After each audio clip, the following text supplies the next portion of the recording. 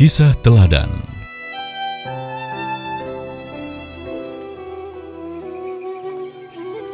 Kawan kaum muslimin muslimat yang dirahmati Allah, Rasulullah Shallallahu Alaihi Wasallam pada suatu saat berkumpul dengan para sahabatnya dan menceritakan kisah dua orang laki-laki yang berjual beli sebidang tanah.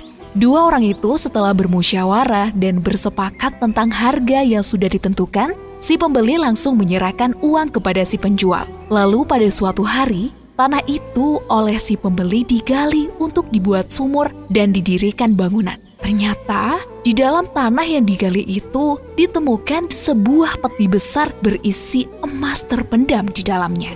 Akhirnya peti dan emas itu oleh si pembeli diambil dan diberikan kepada si penjual dengan alasan ia hanya membeli sebidang tanahnya. Namun kawan, apa gerangan kata si penjual?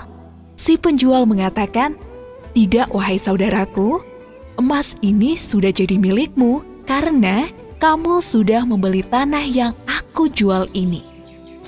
Kemudian terjadilah perdebatan dan saling beda pendapat di antara mereka, sehingga keduanya mengadukan masalahnya kepada Pak Hakim untuk mendapatkan keputusan.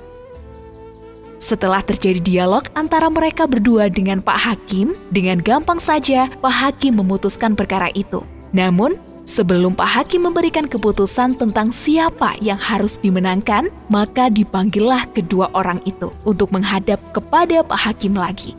Lalu Pak Hakim bertanya, "Wahai kalian berdua, kamu wahai si pembeli tanah, apakah kamu punya anak laki-laki?" Maka si pembeli menjawab, "Punya." "Wahai kamu si penjual," kata Pak Hakim, "apakah kamu punya anak perempuan?" Maka si penjual pun menjawab, "Punya." "Kawinkan saja kedua anak kalian, dan emas itu berikanlah kepada kedua anak kalian agar bisa saling memiliki." Si pembeli dan penjual sepakat untuk besanan dan emas itu pun langsung diberikan kepada anak mereka berdua yang menjadi pengantin baru. Renungan hikmah kali ini kawan, betapa sejuknya suasana dan keadaan apabila masing-masing di antara semuanya adalah orang-orang yang beriman yang tidak rakus dengan harta benda dunia. Untuk itu kawan, hendaknya kita sama-sama merenung bagaimana kehidupan kita yang satu saat nanti akan dimintai pertanggungjawaban oleh Allah Subhanahu wa Ta'ala. Kisah teladan, meneladani kisah untuk mendapat hikmah.